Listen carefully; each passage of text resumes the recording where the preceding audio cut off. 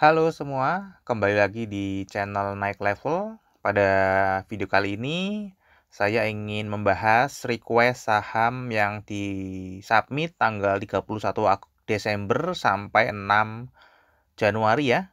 Di sini ada beberapa saham ya, dan ini ada dua yang request NISP. Kemudian ini saya juga sudah Bold MIDI dan United Tractors ini saya sudah bahas ya belum lama, jadi silakan teman-teman yang request MIDI dan United Tractor bisa searching aja di video. Nah, hari ini saya akan membahas saham NISP ya teman-teman ya. Oke, NISP atau Bank OCBC NISP Tbk, harga pada saat ini tanggal 8 Januari 2024, closing itu 1240. Saya pernah membahas saham NISP ini terakhir tanggal 5 Februari 2023 ya. Nah, seperti biasa nanti kita akan update dari 5 hal. Yang pertama, kinerja harga sahamnya sejak IPO, kemudian 10 tahun terakhir seperti apa, dari fundamentalnya ini cukup lumayan banyak ya, dari profil company, kinerja perusahaan, valuasi saham, dividen, dan kesehatan finansial. Untuk seasonality, kita akan bahas kinerja harga sahamnya 10 tahun terakhir, performance-nya biasanya naik di bulan apa saja atau turun di bulan apa saja. Kemudian dari bandarmologi juga cukup banyak, 5 poin ya, ada struktur saham, peran investor asing di saham ini, kepemilikan retail, perpindahan struktur saham setahun terakhir, dan pola saham month to date. Ya, kemudian dari technical kita akan review ya, meskipun sudah cukup lama, pola technical sebelumnya, kemudian kira-kira pola technical kedepannya seperti apa. Oke, ini historical ya dari IPO. IPO-nya harga 3.100 tahun 94, itu sudah cukup lama. Ya, ini stock split 3 kali. Sebenarnya di luar stock split ini banyak saham bonus. Ya, ada saham bonus, tapi tidak saya hitung ya, karena tidak mempengaruhi harga ya, hanya mempengaruhi profitnya teman-teman ya. Ini yang mempengaruhi harga saja. Ini saya bagi sehingga harga IPO-nya menjadi 387,5. Dibandingkan dengan harga saat ini berarti sudah naik 320% value-nya dari harga IPO.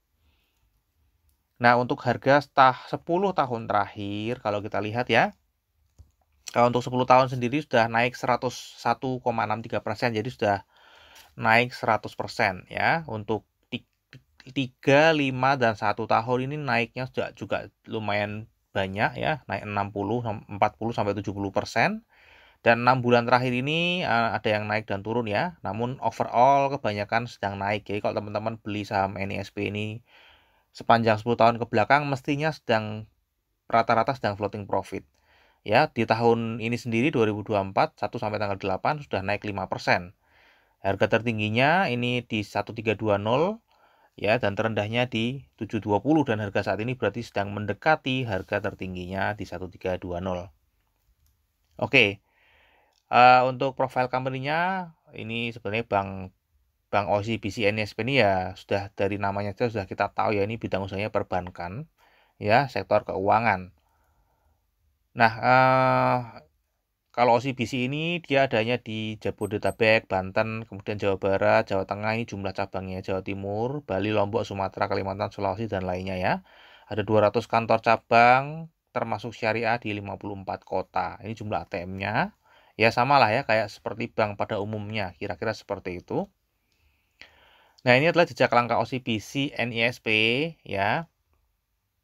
Dulu namanya NISP ini Nederlands Indische Spaar en Deposito gitulah kira-kira ya. Ini bahasa Belanda, sudah lama ya. Singkatan NISP menjadi nilai intisari penyimpan. Ya, tahun 1958 dulu NV Nederlands Indische Spaar en Deposito ya, bank. Nah, NISP. Kemudian dia menjadi bank devisa tahun 90, go public 94. Ya, ini krisis moneter, kemudian ini ada International Finance Corporation yang jadi pemegang saham, kemudian ini OCBC atau bank dari Singapura tuh mulai menjadi pemegang saham lumayan ya, 22,5%, kemudian tahun 2005, tahun berikutnya dia menjadi pemegang saham mayoritas ya. Kemudian dirubah namanya dan logonya menjadi Bank OCBC NISP yang sebelumnya hanya NISP. 2009 buka usaha syariah, kemudian bergabung ya ini OCBC Indonesia bergabung menjadi OCBC NISP. Ya, dan sampai sekarang ya ini masuk dalam 10 bank dengan aset terbesar dengan perintah kredit tertinggi yaitu AAA. Nah, ini adalah pendapatannya teman-teman ya. Kalau kita lihat ini dari pinjaman yang diberikan itu 8,1 triliun. Totalnya itu 12 triliun ya. Dari 12 triliun 8,1 triliunnya itu dari pinjaman ya, dari ya bunga lah ya, bunga atau bagi hasil, ini ada syariahnya. Kemudian 3,2 triliunnya ini berasal dari bunga obligasi dan giro ya, dan bunga-bunga lainnya yang selain pinjaman. Ya, kalau kita lihat pendapatan syariahnya ini tidak sampai 10% ya, di atas 5% tapi tidak sampai 10%. Jadi kontribusi syariahnya belum begitu besar. Nah, ini adalah kinerjanya untuk jangka panjang. Kalau kita lihat kinerjanya ini sebelumnya stabil naik ya. Ini turun karena COVID.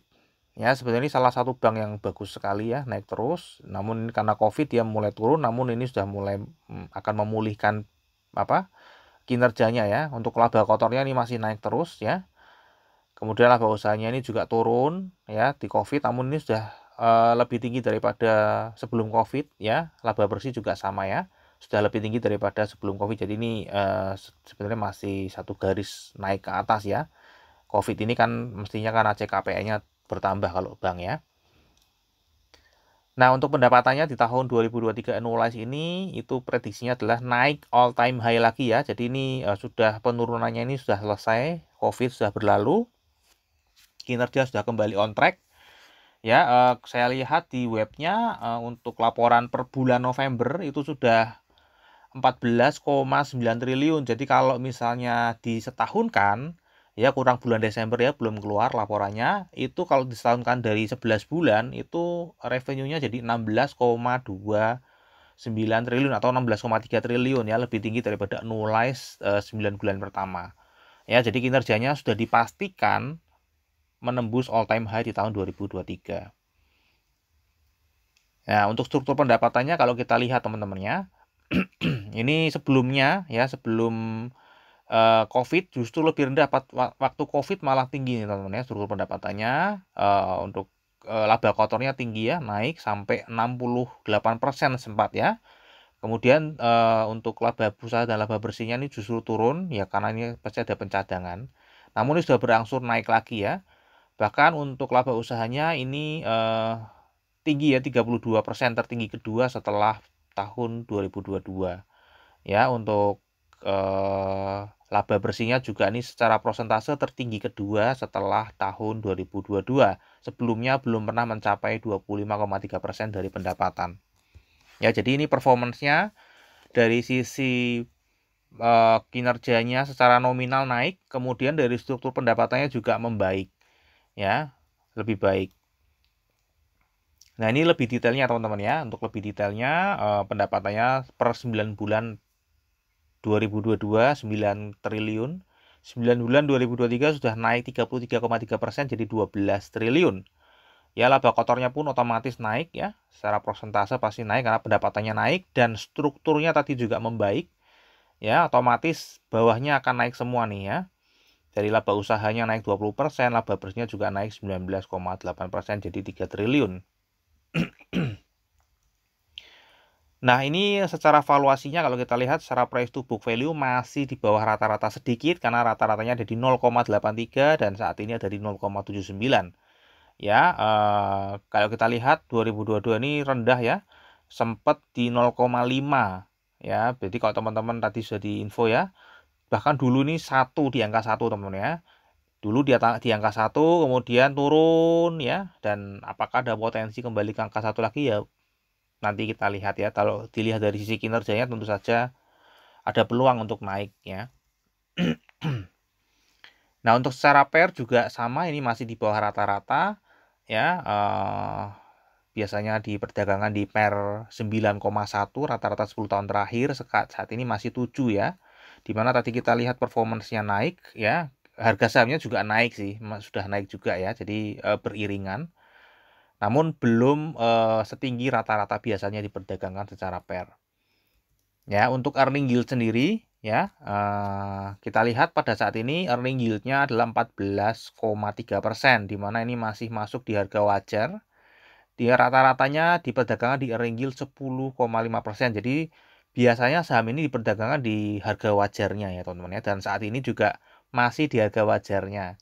Namun kalau kita lihat di tahun 2022 ini earning yield-nya sangat murah. Ya, 2021 juga murah ya, 16,2%. Tahun 2022 tutup tahun 19,4%. Jadi waktu tutup tahun 2022 ini masih murah. Ya, valuasinya masih murah, kemudian sekarang sudah kembali ke harga wajarnya. Ya, di earning yield 10 sampai 15% ya, atau di sini sekarang 14,3%. Oke, nah ini adalah harga wajarnya teman-teman ya. Dengan earning yield 10 sampai 15% dengan book value 1568, ada di price to book value 0,75 sampai 1,13. Atau dengan kata lain ya, harga wajar untuk saham NISP ini di 1183 sampai 1775 harga saat ini ya sudah masuk di range harga wajarnya ya, namun masih di yang paling bawah, mendekati fair value yang paling bawah atau harga wajar terbawahnya ya. Bisa aja naik ke 1700, bisa ya, karena ini masih dalam range harga wajarnya dia. Apalagi kalau kita lihat tadi kinerjanya secara fundamental sedang naik ya, all time high. Ya, nggak menutup kemungkinan ya dia di perdagangan di atas atau di harga di valuasi mahal ya teman-teman ya. Nah, untuk dividen sendiri ini tidak rutin memberikan dividen teman-teman ya, tidak rutin namun berpotensi memberikan dividen di 2024 ya. Kalau kita lihat yieldnya ini membaik ya, sejak 2000 mulai naik ya, nggak stabil sih, karena memang ini jarang, tidak rutin, dan yieldnya memang tidak stabil ya. Nah, ini prediksi untuk tahun 2024 nanti kira-kira akan membagikan dividen berapa kalau kita lihat dari historis ya. 20, 40, saya anggap aja 40% lagi dividen payout ratio-nya, maka akan membagikan 70. Dengan harga saat ini 12,40 itu maka yield-nya akan kira-kira 5,6% ya. Nah, untuk kesehatan finansial untuk bank ini saya ambil dari laporan rasio keuangan yang sudah distandarisasi ya. Pertama rasio KPMM atau modal sendiri itu kan standarnya 8 sampai 11 ya, ini jauh di atas, bahkan dari 2022 ini naik ya modal sendirinya, modal di luar dana dari nasabah ya. Kemudian aset bermasalahnya, aset produktif yang bermasalahnya ini juga turun dari 2022 ke 2023 ya. Ini turun, dua-duanya turun dan di bawah 2%. Jadi bagus. Kemudian CKPN-nya di sini kalau kita lihat itu lebih tinggi daripada gross NPL. Jadi ini juga bagus. NPL gross kita lihat ya, turun. NPL gross-nya turun, NPL net-nya juga turun. Jadi ini membaik kinerjanya di tahun 2023 ya. Jadi selain pendapatannya naik, struktur pendapatannya naik juga ya, dan ininya rasio keuangannya juga membaik. Kita lihat NPL gross-nya dulu 2,32%, sekarang udah di bawah 2%. Jadi masuk ke bagus ya, area bagus, bukan di standar lagi, lebih di atas standar ya. NPL net-nya juga di bawah 1%, ini di atas standar. Untuk ROA sendiri ini masih standar ya, masih dalam range standar. Yang sebelumnya di bawah standar, sekarang menjadi standar. Jadi ada kenaikan teman-teman ya. ROE-nya sendiri ini 10,88 dulu, masih dalam batas wajar, naik namun masih dalam range batas wajar. Untuk NIM-nya juga naik di sini ya. Dulunya di bawah standar, sekarang menjadi standar ya. Jadi ada kenaikan secara keseluruhan. Untuk BOPO-nya ini sayangnya naik ya. Dulu sudah bagus, di bawah 70% tipis, namun sekarang naik jadi 70%. Tapi naiknya nggak terlalu banyak ya, tipis sekali. Cost to income ratio-nya ini juga tidak banyak berubah dalam batas wajar, dan loan to deposit ratio-nya ini turun ya. Dari 81 namun turun ke 77,58, tidak terlalu jauh bedanya. Jadi secara overall ini membaik ya untuk rasio keuangannya, selain tadi pendapatannya juga naik. Oke, untuk seasonality kita lihat ya, biasanya saham ini naik atau turun di bulan apa saja. Yang di atas 60% ini ada di bulan Februari ya, dimana naiknya namun nggak terlalu tinggi satu bulannya, paling tinggi hanya 4% ya. sedangkan bulan Januari sendiri ini sudah naik 5%. Nah, kalau kita lihat di bulan yang lainnya, ini ada di bulan Oktober, ya. Jadi sebenarnya kalau kesempatan naiknya tinggi, naiknya justru tidak banyak, ya. Namun kalau kesempatannya ini merah ya, teman-teman ya, lihat ya. Ini 10%, ya. 10% ini kalau naik sampai 22%, ya. Ini 10%, ya ini cuma 2% sih, ya. Jadi ini ada karakteristik kalau biasanya bulan Februari sering naik, naiknya malah tipis, ya. Namun kalau chance-nya tidak besar, malah sekali naik dia cukup tinggi. Oke, jadi ini di bulan Februari dan Oktober ya, kesempatan saham ini biasanya naik ya secara historical. Nah, sekarang kita akan masuk ke bandarmologinya ya. Ini adalah komposisi pemegang sahamnya per 30 November 2023. OCBC Overseas ini masih pengendali ya, memegang saham terbanyak, disusul dengan komisaris dan direksi. Kemudian masyarakat non-warkat atau yang scriptless ada 13,8% dan yang script itu tidak bisa diperdagangkan di Bursa Efek Indonesia itu 1%. Ya, total lembar sahamnya ada 22,9 miliar. Nah, bagaimana peran investor asing di saham ini ya? Kalau kita lihat perannya tidak begitu besar ya, tidak sampai 30% partisipasi asingnya dan korelasinya juga rata-rata 2,1 ya, mendekati 2, jadi tidak ada korelasi ya. Korelasinya hampir tidak ada. Nah, kepemilikan retailnya seperti apa? Kalau kita lihat di data setahun terakhir, ya jumlah holdernya ini naik signifikan, ya naik 8.333 year on year ya dari November ke November. Kemudian dari November ke Oktober, karena Desember ini belum keluar datanya teman-teman. Mungkin sebenarnya sebentar lagi ya. Mungkin kalau nggak hari ini ya besok atau lusa biasanya keluar ya. Nah, cuman ya saya buatnya hari ini belum keluar datanya, saya pakainya November ya. Ini naik 2.368. Jumlah lembar sahamnya pun dua-duanya naik ya. Average-nya turun. Value per holdernya juga turun, di mana yang tahun lalu per holder itu kira-kira dengan harga saat ini ya, itu pegangnya 118 juta. Sekarang cuman per holdernya 75 juta. Ya, total value-nya ini naiknya cukup signifikan ya. Setahun terakhir ada penambahan 254 miliar dari investor retail lokal saja. Kemudian satu bulan terakhir bertambah 7,3 miliar. Dan kalau kita rata-rata sebulan terakhir ya, dari Oktober ke November itu ada 2.368 orang yang masuk, rata-rata per orangnya masuk 3 jutaan. Kalau setahun, kita hitung setahun ada 8.333 orang yang masuk ya, dan per orangnya itu masuknya 30,5 jutaan ya, sehingga menarik turun rata-rata karena yang masuk lebih kecil daripada rata-rata. Ya, oke, jadi ini investor retail masih banyak yang masuk ya, dan sebulan terakhir dari Oktober ke November yang masuk kira-kira ya nilainya per investor 3 jutaan lah ya. Ini adalah perpindahan struktur saham setahun terakhir secara detail. Kalau kita lihat di sini kepemilikan investor asing besar karena tadi pengendalinya ya, pengendalinya foreign corporate. Ini scriptless juga ya, dan kalau kita lihat ada di luar pengendali yang jual juga ya, penjual. Secara overall kepemilikannya investor asing sedang buang barang setahun terakhir ya, dari Desember ke Desember. Kita lihat ya, rutin buang barang setahun terakhir.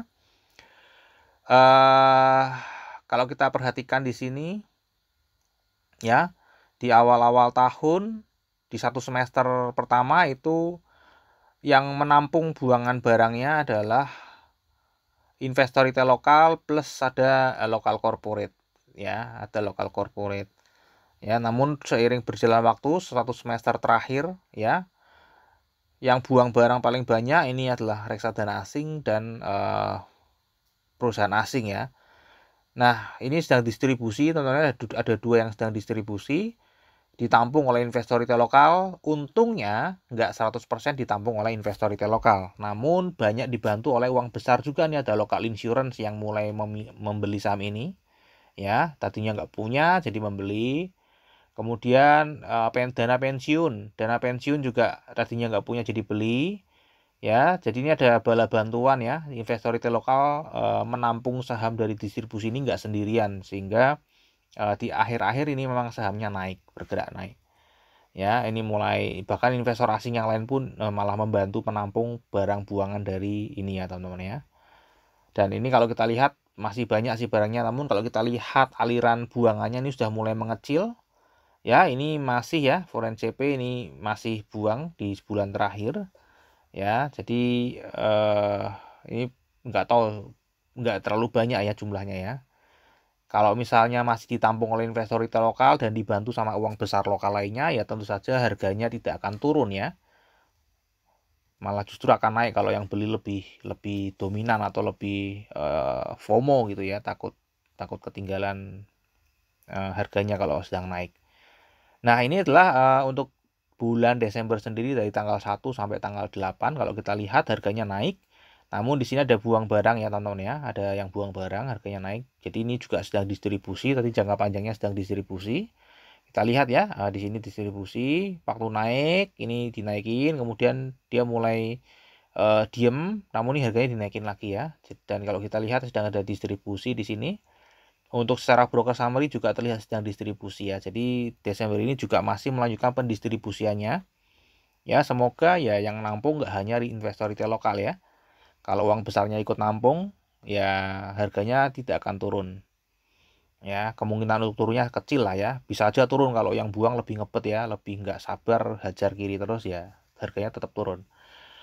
Oke, ini adalah technical tanggal 5 Februari 2023 ya. Waktu itu saya ranging 710 sampai 795 ya. Itu ranging aja, saya prediksi waktu itu turun, kemudian ya bisa mantul naik, bisa turun karena yang penting dia akan memantul di area ranging aja. Ya, dan ini adalah reviewnya. Pada saat itu di sini ya, ini kecil sekali karena harganya sudah naik cukup tinggi ya, sudah hampir baker dari harga sebelumnya. Ya, di sini turun, ternyata dia tetap naik ya, bertahan di 795 di range atas, berusaha menembus, namun ini mulai turun di sini. Ya, April turun mendekati 710 ya, 710, kemudian dia mantul dan di bulan awal April ini dia breakout dari rangingnya. Ya, di awal bulan April ini dia breakout dari rangingnya, mencoba masuk lagi ke area ranging, namun dia malah memantul ke atas dan ini breakout uptrend ya. Nah, untuk kedepannya kira-kira seperti apa? Kalau kita lihat di sini dia juga setelah breakout ya, dia membentuk pola ranging ya yang sama ya, ranging di sini ya, dia membentuk pola ranging di 1080 sampai 1320 ya. Nah, ini tinggal kapan breakoutnya, dan breakoutnya ke atas atau ke bawah ya. Jadi tinggal ditunggu aja, kalau misalnya dia bisa breakout 1320 kemungkinan dia akan terbang lagi. Namun kalau dia breakdown ke bawah di bawah 1080 tentu saja dia mungkin bisa turun lagi ya. Karena tadi sedang ada yang buang barang. Namun kalau lihat dari kinerjanya, fundamentalnya mestinya yang mencetak all time high, mestinya harga sahamnya juga mencetak all time high ya. Namun kan secara bandarmologinya tadi sedang ada distribusi ya, meskipun ada uang besar lokal yang juga membantu. Nah, tinggal nanti lebih yakin yang mana nih ya, yang membeli atau yang menjual. Atau yang menjual mulai ragu-ragu melihat performanya all time high, kemudian dia mulai mengurangi penjualannya malah membeli balik, ya harganya bisa terbang. Ya. Kira-kira seperti itu ya. Jadi untuk prediksinya saya lebih condong ya, lebih condong karena fundamentalnya bagus, lebih condong dia akan naik. Ya, saya memprediksi dia akan tetap naik ya, menembus di atas 1320. Ya, sampai kemana ya mungkin mentok-mentok di 1700 ya, atau harga wajar maksimumnya tadi ya teman-teman ya, yang sudah dibahas 1700-an. Ini juga naik ya volumenya 6,9, di mana sebelumnya 3,2 miliar per hari, sekarang sudah naik 6,9 per hari. Ya, artinya uang besar sudah mulai bergerak juga di sini ya. Oke, terakhir kita akan masuk ke risamnya ya. Tadi secara fundamental ya, kinerja jangka panjangnya naik, kinerja jangka pendeknya juga naik. Bahkan ini kinerja jangka panjangnya ini dan kinerja jangka pendeknya di tahun 2023 ini dipastikan all time high ya. Valuasinya masih di harga wajar, namun masih di harga wajar yang batas bawah, belum di batas atasnya. Tidak rutin bagi dividen, namun forecastnya 2024 akan membagikan dividen 5,6%. Untuk seasonality berpotensi di bulan Februari dan Oktober tadi naik di atas 60%. berpotensi naiknya. Kemudian di bandarmologinya Desember ke Desember sedang distribusi 1 sampai 8 Januari 2024 ya, ini salah ya. Itu juga sedang distribusi dan secara teknikal ini sedang membentuk pola ranging lagi antara 1080 dan 1320. Jadi ini tinggal ditunggu aja, dipantau breakoutnya ke breakout atau breakdown gitu aja ya. Kalau breakout ya mungkin bisa ancang-ancang beli, kalau breakdown ya bisa ancang-ancang untuk jual atau nanti menunggu ranging lagi untuk ancang-ancang lagi untuk beli ya di bawah. Oke, kira-kira itu aja teman-teman ya. Terakhir disclaimer ya, jadi analisa yang saya bagikan di YouTube ini adalah analisa pribadi ya. Ini bukan ajakan jual atau beli saham NISP, apalagi ini yang punya kan sudah punya sahamnya ya. Barangkali mau taking profit atau mau apa, saya nggak ngerti ya. Jadi jadikan video saya ini hanya sebagai second opinion ya. Keputusan tetap ada di tangan masing-masing investor. Sampai di sini dulu analisa saham NISP ya. Semoga bisa bermanfaat. Kita akan ketemu lagi di video yang berikutnya.